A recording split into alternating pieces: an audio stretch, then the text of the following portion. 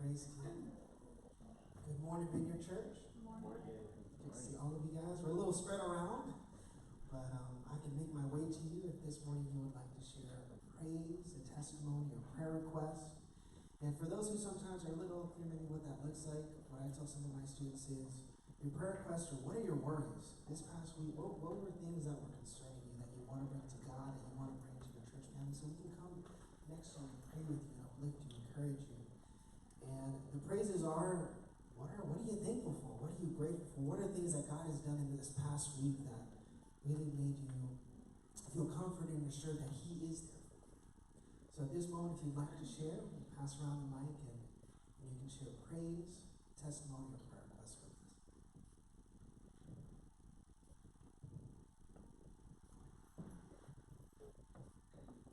Back there. Well, my cousin had her baby, it's her first, and I'm so excited. Beautiful baby girl, and she's healthy, and my cousin had like a healthy delivery and everything was good.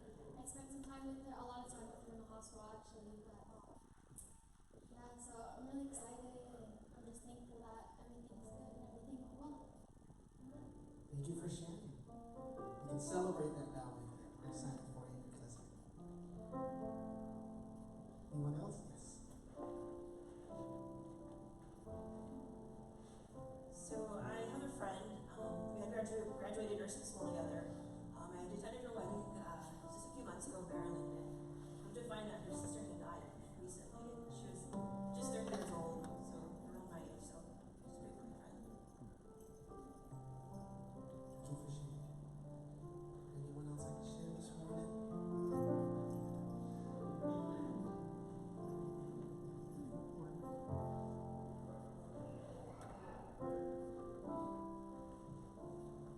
I asked for prayer requests for my brother as his family is growing. They had twins this past summer, and they're feeling the weight of not having family really close by. So if you can pray for them for opportunities where they can move close to home, where there's family and much more support for them. And also pray for my coworker's dad who never spoke up about having cancer. He was diagnosed with prostate cancer, and praise God that it's not worse. It's been 3 years, and the doctor said it's still treatable. And so it's bad news, but at the same time, it was good news because it's not too far advanced. And also just pray in general for those who are grieving this season, whether the loss of a loved one or just a personal journey. It's a time of joy, but it can also be a time where maybe God can use us to hold space for them. Thank you for sharing. Anyone else like to share this morning?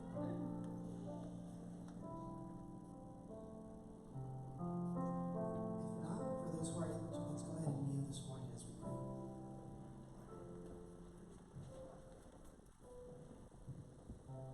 Dear Jesus, thank you for another Sabbath, another day where we can gather together to not only praise you, but be next to each other and be able to pray for one another. Lord, I want to lift all of those who shared this morning and also those who didn't share. You know their prayer request that is upon our heart and minds. Lord, I ask you to be near them as well. Lord, we thank you for this holiday season, a time where we can celebrate your birth, where we can be thankful, where we can be joyous. But we also ask you to comfort us, Lord. For some of us, this time of year may be difficult. It may be filled with sorrow, with pain, with loss. But I ask you, Lord, to please bring your Spirit. Fill our hearts, fill our minds, Lord, and may we be renewed with you, Lord, and be full of hope. That even though we may go through things that are difficult, Lord, through sorrow and pain, you are there to comfort us, Lord. There is a way through it, Lord, and there is a way where we won't be finished, Lord, because you will help us to continue on. Be with us, and let us continue to praise your name on this Sabbath day. In the name of Jesus we pray.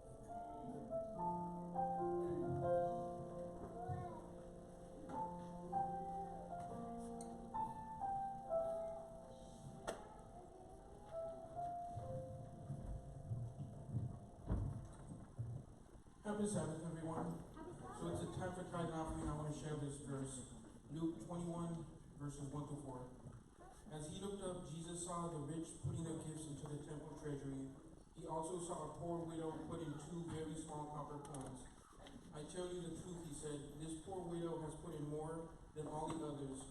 All these people give their gifts out of their wealth, but she, out of her poverty, put in all she had to live on. So when it's Christmas time, the one thing to realize is Jesus did the same thing. He came to be born of this world and gave his whole life, gave everything he had, so that we can have salvation.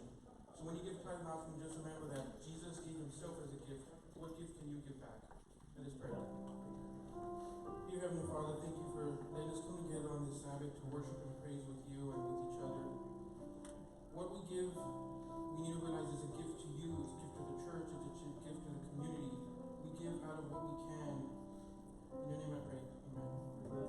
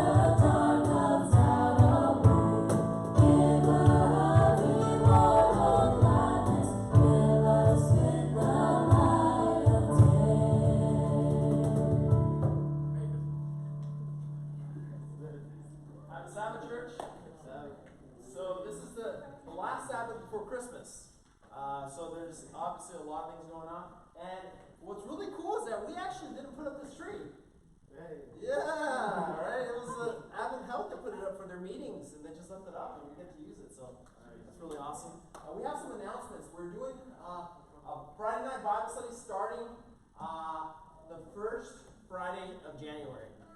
So one of the things that we're doing actually, and it's important to understand, is that because of the fact that we haven't had the biggest presence in Sabbath school, what we're going to do is we're going to push for this to be our Sabbath school on Friday night. But what we're going to be doing is instead of actual Sabbath school quarterly, we're going to be covering different material. But whenever people ask about Sabbath school, that's going to be our Sabbath school. So I just wanted to point that out. We also have hospital ministries. That's happening at the end of the month. That's next week already. That's next week. We're going to be singing to patients. We're going to be lifting them up. Last time was a really great experience. I actually got these cards made that specifically are vineyard cards for the patients now. So if you guys want to join us in that, that's been a big blessing. You can actually text the word hospital to that number, and then you'll get connected with that ministry. You get announcements. The next one is that we're still looking for volunteers to help us with takedown, setup, breakfast, greetings, all the little things that make vineyard work. I'll tell you something like a side note. This morning, I woke up at 4 in the morning with a really bad stomach ache. I've had a stomach ache for the past 4 days, and it just really hit its pinnacle this morning. And I was really struggling. My wife was like, "No, you're not going to church." I was like, "Yeah, I am going to church." "No, you're not going to church." I was like, I have to. And I told her, I was like, to be honest, the reason I could go to church is because I have a great team that helps, and that they make sure everything runs, and all I have to do is get up and preach. I have to force myself to get up and preach regardless of what I'm going through. But I have a great team. But you know, a lot of the times the great teams get burnt out whenever they keep doing and going and pushing forward. So if we could get more hands to do some of the work, many hands make the work light. So if you could help us out in any sense with greeting, breakfast, even singing. If you have some talent, we've been blessed at Vineyard where I think that's one of our strongest aspects about us. We have amazing musical talent, but if you're interested in joining that, please let us know. The next one, I believe, is children's ministry. We are still looking. We got a couple people signed up for it, but we need some more. So if you're interested in it, we do background checks. But once we go through that, we'd love for you to help us out. And I believe that is it, right, Jessica? Two more? Oh, women's group, of course. How can I forget that? Women's group is being led out by Jennifer. She's doing an amazing job. If you text the word women to that specific number, you will get updates for that. So whenever I open up the text messaging system, it's really active. She's doing a great job. So potluck dinner is happening also the same Sabbath that we're doing the hospital ministry. So that's at next Sabbath. So if you want to bring a dish, feel free to bring it. And yeah, there you go. So if you want to volunteer to bring a dish, that's a good way to do it. But other than that, happy Sabbath, church. Keeper, you deliver.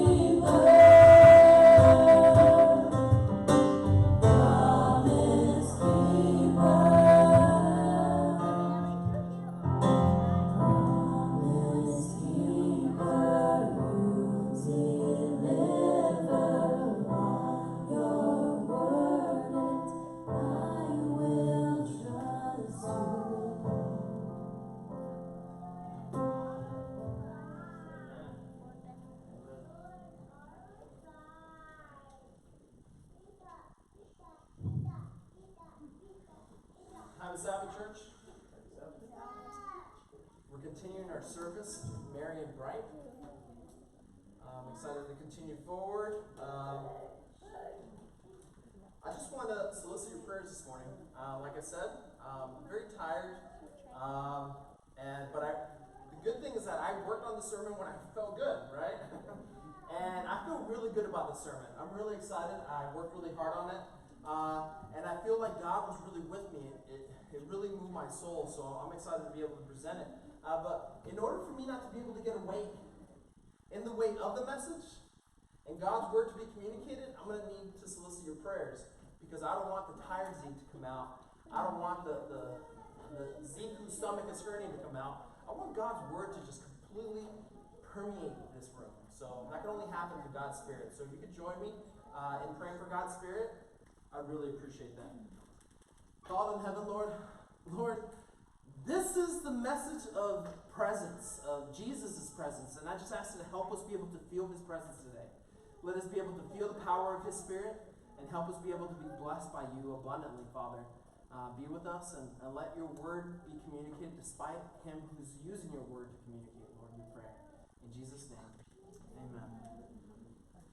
So this is part 3 of Marion Bright, and if you've been following along with us, the first one was the promise of salvation. We covered that already, and we talked about in Isaiah, the ultimate promise of salvation is that there will be light in the midst of darkness. The second one was the patience of salvation. Now, the patience of salvation was so key because we talked about how the different covenants showed an aspect of God. Now, if you would have left after the first covenant, you would have missed out on other bigger, more beautiful pictures of God. So you had to wait to see the full undisclosed picture of God. Each covenant developed that, and it became an ultimate accumulation in Jesus and who he is and when he came out. And today what we're going to do is we're going to cover the presence of salvation. What did I say? Presence of salvation. Presence. So I want to begin by a study that I was looking into this week. It was a really interesting study. How many of you would say that you're some people would consider themselves introverts. How many introverts here? Vineyard's made up mostly introverts. Wow. That's interesting. How many of you say that you're... The difference between me and my wife's like, I'm going to have a birthday. Let's invite 2 or 3 people. And I'm just like, oh, it's my birthday? Invite everyone! And I'm like, we're like, rock out a restaurant. And you guys remember the cowboy party? Yeah, obviously there was tons of people there. That was my birthday party. But I love people. I absolutely love it. So this challenge wouldn't have been difficult for me. But these psychologists wanted to develop a strategy to find out what actually makes us happier. One of the experiments that they had is they had individuals go into the subway, and unbeknownst to the people that were being talked to, the individual would go in, and some individuals would stay in the cart and say nothing to no one, regardless of what their personality was. There's some individuals that would only strike up conversations if it was struck up with them. They'd engage them. So one individual wouldn't even talk to him if they talked to him. One individual would only talk to them if they talked to him. And one individual made sure that they made at least one connection, right? And it's interesting. In this experiment, what they did is they tested their level of happiness by the way they answered a survey. And what was most fascinating is you think that the extroverts are for sure going to say, yeah, of course I'm happier. I met someone new, right? One of the most fascinating things about this study is that even introverts, the anxiety that they felt before they even talked to someone, even then they responded in the survey more pleasantly. They had a higher level of happiness because they had met a stranger. Essentially, the study showed that when you get to meet strangers, regardless of whether you're an introvert or an extrovert, you're happier. You're happier, right? Some of you may be thinking, oh, I don't know about that. That's what the study shows. It says here, a parapsychologist, Nicholas Epley, and Juliana Schroeder suggested that we might all be happier if we're removed from the irony of the situation and actually engage the folk around us. As a matter of fact, they say that one of the causes of depression is things like as simple as online banking. You may be thinking, well, I don't have to wait in line, right? Well, what they're saying is that the less human interaction, where you wait in line and you interact with people, the less happier we are, the more isolated, the more depression that causes. Interesting. So today's message is this. God is only hidden to those who do not desire to see, and intentional intimacy peels the scales from our reluctant eyes. So I want to challenge you with this. If that study showed that even meeting a stranger will make us happy, can you imagine what our level of happiness would be like if we actually meet God every day? My challenge for you is that God does not exist if you don't try, but when you make the intentional effort to create an intimacy, those scales will be peeled off your eyes. So let's start with the ultimate passage of the incarnation. If you want to turn your Bibles with me to the Gospel of John, if you want to look up at the screen, that's also acceptable too. We're going to go to the Gospel of John. We're going to go to the first chapter. And honestly, this is probably the most theologically dense. As a matter of fact, there is no gospel that talks about the significance of Jesus' coming more than this one. So we're going to go to John chapter 1, and we're going to read Word. And the Word was with God, and the Word was God. And he was in the beginning with God, and all things were made through him, and without him, not anything was made that was made. Now, what's really significant about this is, what's repeated here? What word is repeated? No pun intended. Word, right? Word. It gets repeated over and over and over again. There's something significant about this word. As a matter of fact, John tells us that it was the Word that was in the beginning. John tells us that the Word was with God. And then he actually tells us something quite significant. He says that the Word was God. So he's telling us something quite significant about this word. What is the word? So the word in the Greek, so some of us would use the word in English, logos, right? In the Greek, it's actually logos, because it's pronounced more like an A. And literally, it means word, to speak, to come out forward. But what's really significant is that why did John decide to use this word in this particular culture around this time? As a predominantly Greek culture? Why? Why? Only a historical background understanding will tell us. I want you to notice this on the screen. It says, Greek philosophical concept of word as an impersonal principle of reason that gave order to the universe. Now you're thinking to yourself, well, Zeke, what does that mean? Essentially, the Greeks would use this word called logos to say, this is the idea that's going to make everything around us make sense.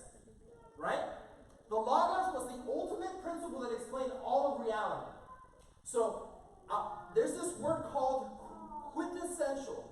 Quintessential. The Greeks were always trying to figure out what was the essence of life. If you boil down to it, what was the very core, the very essence of life? And there was one group that would say, oh, the very essence of life is fire. Another group would be like, no, the essence of life is not fire, it's water. The other one would be like, no, it's not, it's wind.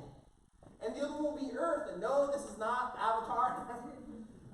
But interestingly enough, that's where they got it from. They got it from the Greek philosophers that were trying to explain what makes up the world around them. Well, eventually some Greek philosophers said, no, there's a fifth essence. Quinta, meaning five.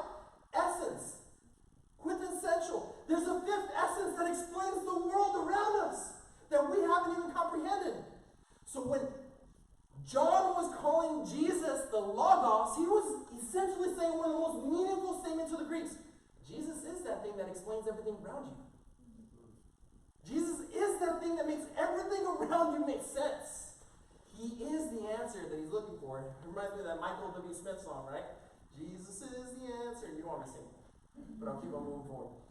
I want you to understand that this was not just an ancient Greek idea.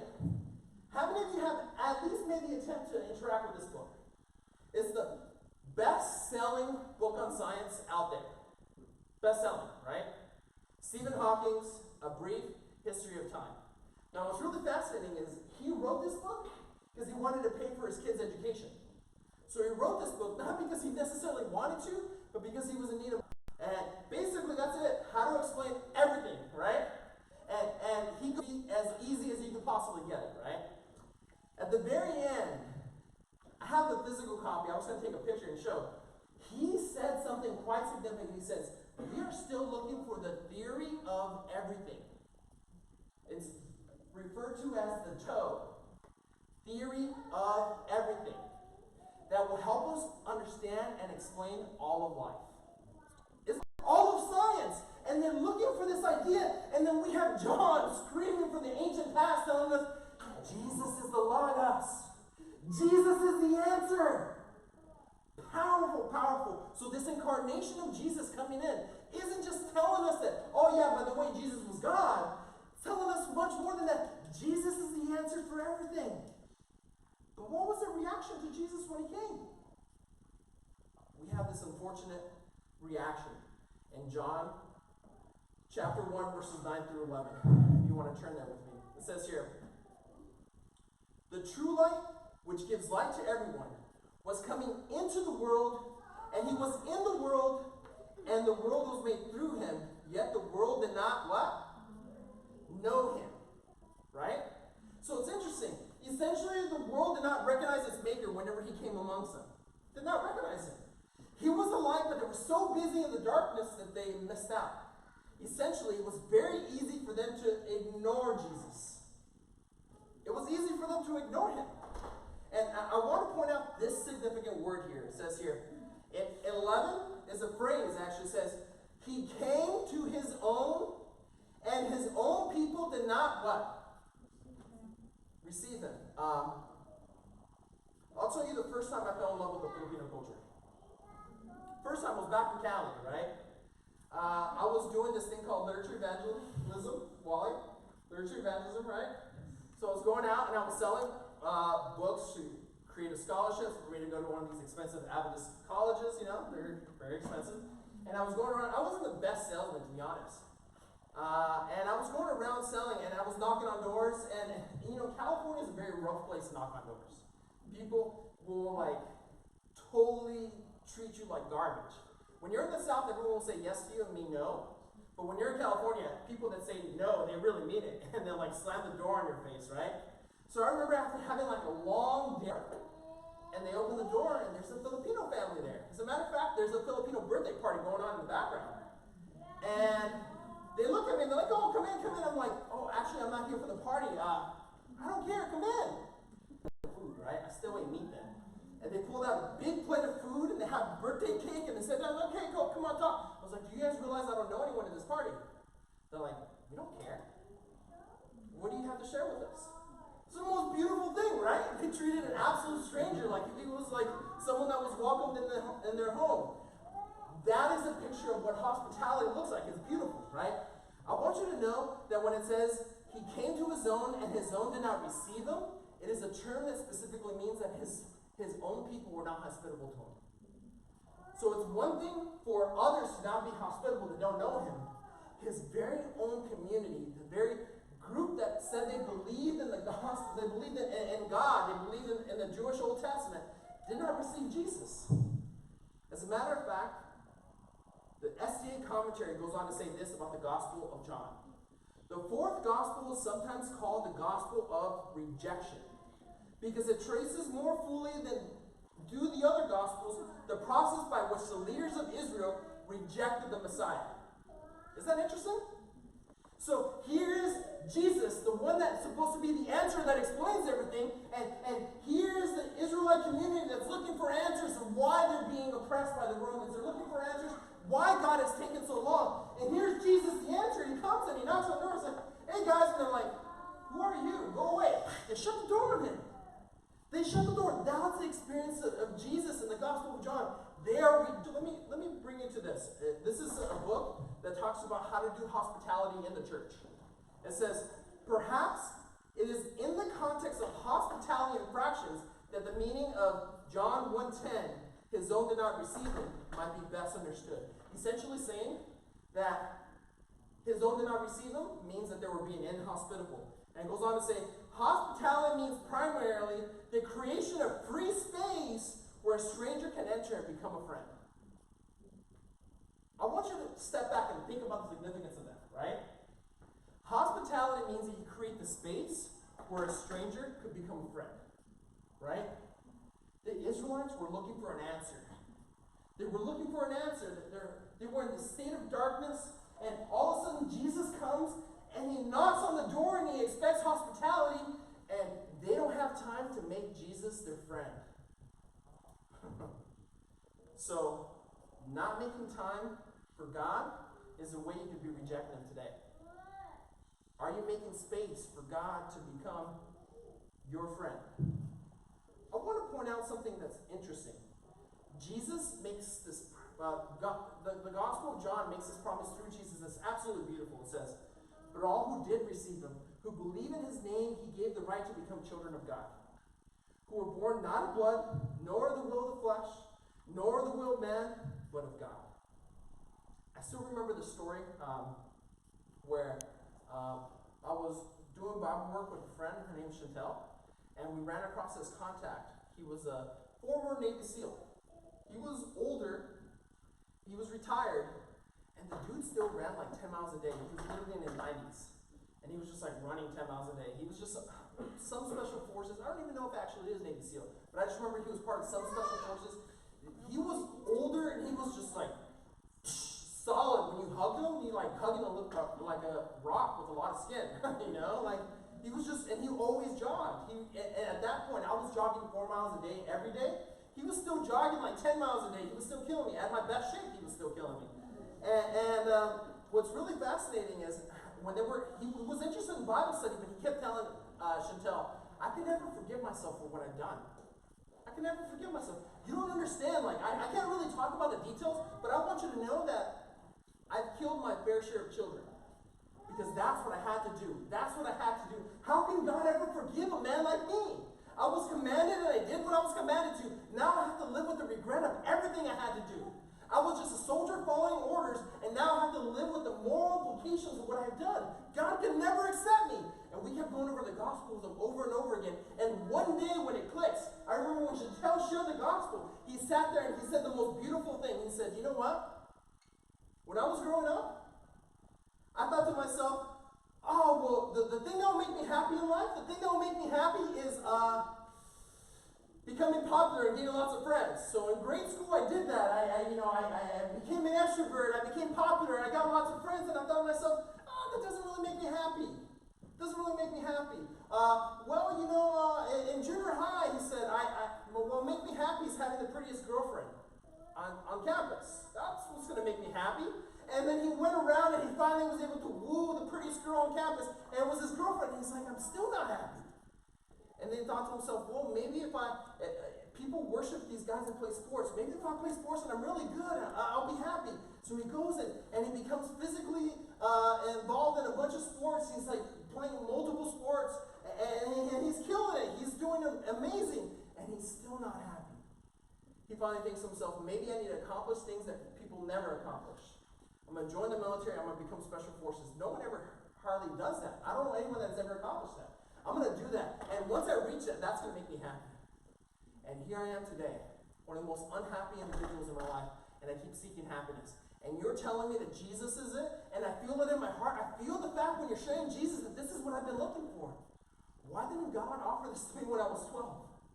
Now I'm 90, and he said this. I still remember. I'm 90, and I finally found the answer of what I've been looking for. How beautiful. He got baptized. He got baptized at the age of 90. Answer that he wished he received when he was younger. And what's really fascinating is he felt he wasn't good enough to become a child of God, but when we shared with him this passage, God is only hidden to those who do not desire to see. Intentional intimacy peels the scales from our eyes, from our reluctant eyes. Intentional intimacy. Essentially, you could go throughout your day and you could say that you're a Christian, and you could ignore God throughout your week, and essentially you're living just like everyone else. And eventually that's going to lead to a lot more faithlessness, and you miss out on Jesus whenever you ignore him. I want to point out a passage real quick of individuals that did not ignore Jesus when he came. And these are individuals who never expected to find Jesus. We're going to actually turn to Matthew, the Gospel of Matthew. We're going to go to chapter 2. If you want to turn to your Bibles, or if you want to read from the screen, Matthew chapter 2. Matthew's the first Gospel, so it's going to be the first book in the New Testament. We're going to go to chapter 2, and we're going to read verses 1, 2, and 3. It says here, "And now, O priest, this command is for you. If you will not listen, and you will not take heart to give honor to my name's sake, says the Lord, I will send..." Oh, I'm reading Malachi. I was like, this does not sound like it. All right. Matthew chapter 2, verse 1. Judea, the days of Herod the king, wise men from the east came to Jerusalem,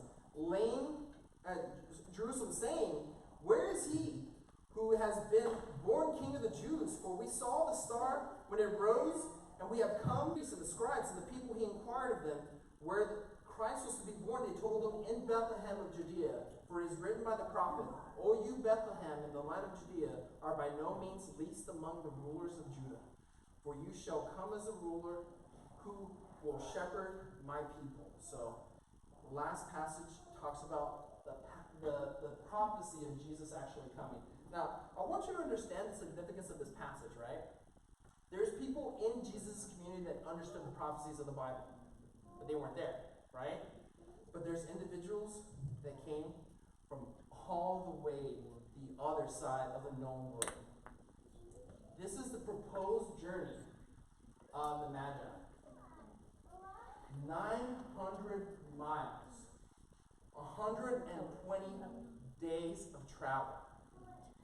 What's interesting is the difference between them and the Jewish scribes is that the Jewish scribes knew the Bible and they didn't do anything about it, right? These guys studied the Bible and they saw the prophecy of the star and they did something about it. They intentionally went to connect with Jesus. Do you see that? I want you to understand what that looks like. I'm not a big fan of going to Disney. Sorry, I know there's a lot of Disney lovers here. Some of you give me the eye, I see it. But I'm not a big fan of it, right? Because I feel like I want a roller coaster. I want to get scared out of my mind. And the fastest thing they have there is like, what, Space Mountain, right? Nothing really scares me there. And I just want to be dropped. I want like my stomach to go up into my throat. That's what I want, right? And Disney's not really the place for me. But my wife loves it, so I'll go with her every time. When we can afford it and we have the opportunity, we have the time. I'll go with her, right? Because for me, her having fun is me having fun. Some husbands could probably relate in this room. So I don't like Disney, but one of the things I dislike the most is that all the walking and all the spanking and like all the waiting, like on one ride, sometimes you wait like an hour, 2 hours. I remember one time the Avatar had like a 4-6 hour wait. And there's people like, okay, I can't wait to get on, you know? And I'm just like, nope. Not riding the Avatar today. You know, like it's just not worth it for me. But I want you to understand, can you imagine having to wait 120 days? Can you imagine having to walk 900 miles? Even those like Skechers are supposed to be good on your feet for all the walking. I don't think that's going to cut it, right? These individuals had said they were determined to get there no matter what the cost. There was dangerous things happening within the community that they had to walk through. There was a danger of them running out of supplies. There was a danger of them getting lost. There was so many risks that they had to take. But they took it because they wanted to connect with Jesus. They took it. They were intentional. Deciding to connect with Jesus is going to be risky. It's going to cost you something. But if it doesn't cost you anything, you're going to miss out because knowing the Scripture is not enough. It's living the Scripture. As a matter of fact, these Magi knew about the Bible and then decided to intentionally have a relationship. And then the scribes knew about the Bible, but they decided to do nothing. It goes to show that you can know the Bible and not do anything about it. They saw Jesus and did not miss out. I saw this story in the internet, and it's a popular story going around. So some of you might have heard of it. It's titled, "A Cheating Husband Asks His Wife for a Divorce." So you can YouTube it, you can find it. It's a pretty touching story. So it tells it from a first-person perspective. So the husband says, you know what? After 10 years, I'm just not in love with my wife anymore. And I knew that it was time for me to tell her that at this point I had fallen in love with someone else. Her name was Jan. She worked with me. She was great. She was witty. I connected with her. And I didn't know how she was going to take it. But I knew that I had to tell her. So when she called me over for dinner, we sat at the table. And as I saw her from across the table, I didn't know how to tell her. And as I'm eating it, I told her, you know, the food is good. The food is good. But I do have something serious I need to talk to you about. Amy, I want a divorce. And listen, Amy, I'll let you have all the things. You can have 30% of my company. You can keep the house because I want my kids to be in a safe place. I'll give you money, but like, listen, I'm not in love with you anymore. I just can't. And she like stops, looks at him, and then keeps on eating. And he thinks to himself, maybe it's just really hard, she's not reacting, maybe she needs time. So as he gives her space, he sees her crying, and he's like, oh, finally, this is the brokenness I expected, but as part of the process, we're going to separate, and it's going to have to happen. And she says, listen, Amy looks at him and says, I don't really want anything. I don't want anything. I just want you to agree to one thing. One thing. For 30 days, our son is going through finals right now, and it's going to take 30 days for him to finish. But for 30 days, I just want you to carry me outside of the house when we're about to leave, and I want our son to see that. For 30 days, like, you can keep everything, all the belongings, you can keep everything. All you have to do is carry me the way you did when we first got married. Hold me in your arms for 30 days. Everything else, I'll agree to it. Whatever term you have to offer, I'll agree to it. All you have to do is carry me. And he's like, that's a weird request. But he's like, yeah, I get to keep everything? Sure, I'll agree to it. 30 days. So he goes over and he tells Jan, his mistress, and she's like, she's trying to win you back, but she's never going to get you. Just do what she wants you to do. So the first day, he wakes up and they're all getting ready, and she's like, okay, it's the first day. Are you ready? And he's like, yeah, sure, whatever. And he picks her up, and all is awesome. And he's carrying her. He feels terrible about the situation, right? But he's just going through with it. So he carries her out. That's the first day. The second day, as he's carrying her, he realizes that she's still beautiful. She has wrinkles on her face. She might have a couple gray hairs starting to pop out. But that's awesome. This is the second day in a row. Second day. After the fourth day, he realized that, I'm getting stronger. I can carry her. And the fourth day, when he picks her up, she actually lays down on his chest. And something inside him starts churning. He remembers when they first got married, and he's thinking to himself, what am I doing? What am I doing? So he just goes through with it, and he carries her, and he takes her out, and the son, again, applauding and clapping. As he's going, and he's realizing that after he carries her at midpoint, he looks at all their wedding pictures and everything that had gone through, and he thinks to himself, this woman sacrificed 10 of her best years for me and my son. What am I doing? What am I doing? And again, he's carrying her. But at midpoint, he realizes that now she's really easy to carry anymore. She's a lot thinner than she was in the past. And it wasn't the fact that he was getting stronger, it's the fact that she's losing weight drastically. And he's not really at the place to ask what's going on, so he decides not to ask. And he carries her out, and again, the son, clapping his hands, saying, yeah, Dad, that's the way a marriage should be, yeah. And him feeling guilty, thinking, he doesn't even know what's really happening. On day 30, when he carried her out, break this off with Jan. I'm done with Jen. I'm no longer am I going to be with her. And he tells her, listen, I can't do this. I still love my wife. And as soon as he gets out of work, he drives to the store and he buys the biggest bouquet of roses that he could find. And he remembers that's her favorite. So he buys this bouquet of roses and he's like, I'm going to tell her that I made a mistake. If she'll take me back, I'm going to tell her. And he's driving home and he's really excited. And he opens the door and as he walks into the room, she's laying in bed and he feels her arm and she's cold.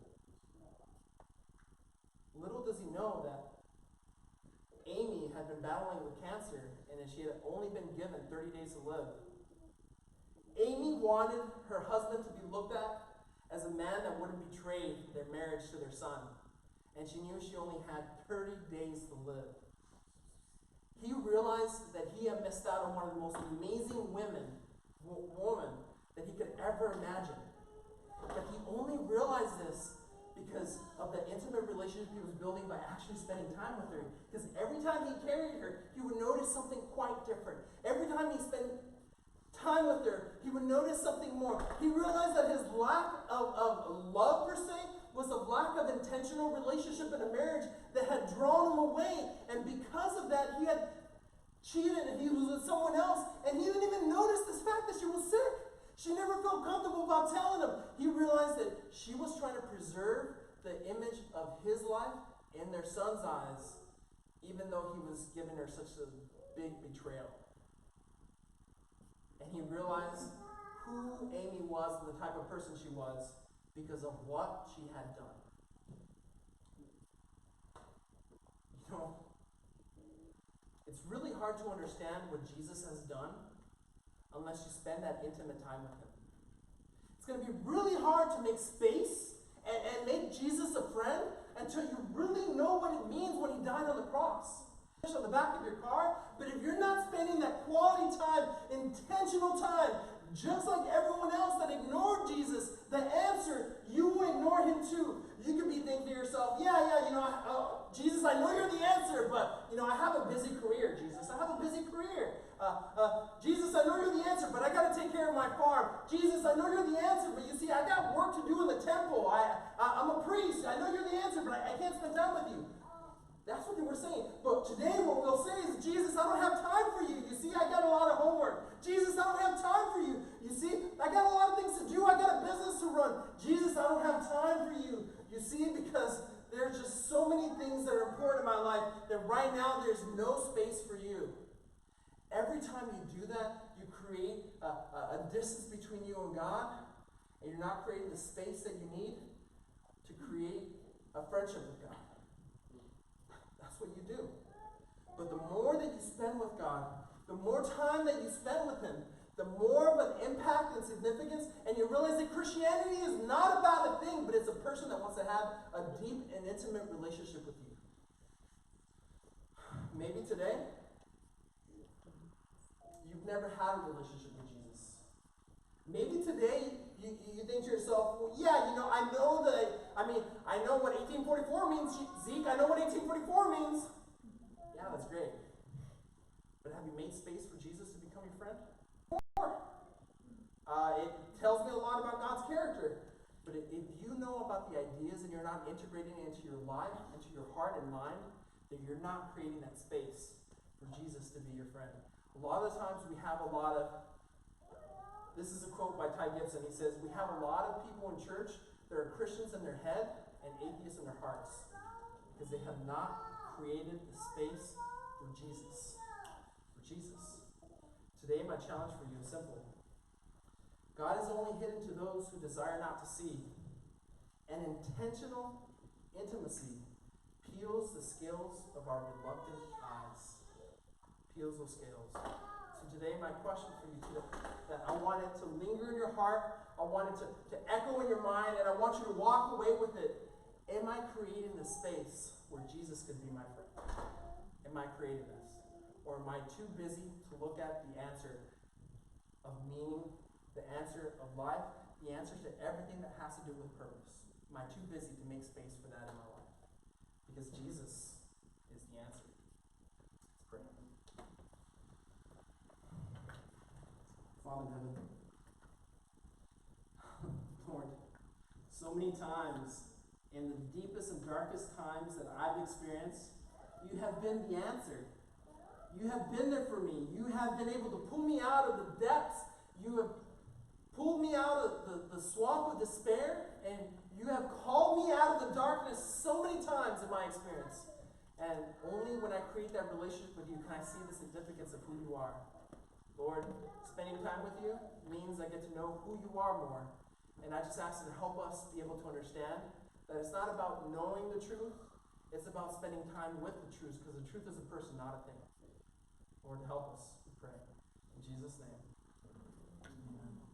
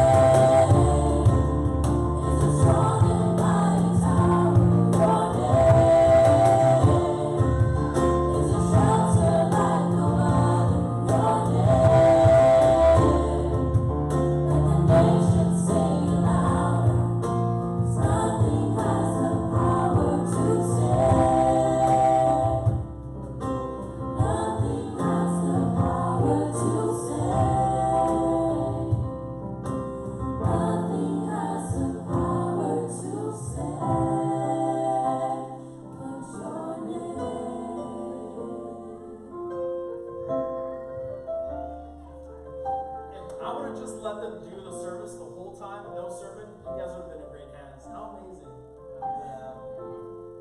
the talent that we have here. Let's bow our heads and pray. Father in heaven, Lord, you gave us Jesus as the answer to create the space for relationship. And Father, I just ask you to help us be able to create this space. You don't force yourself into our lives. You knock on the door and ask to come in. Lord, it's up to us whether we're going to open this door. And I just ask you to help us be able to have the courage to open this door. To let us be able to take the risk, open the door, and move forward, Lord, we pray. In Jesus' name, amen. Happy Sabbath, church.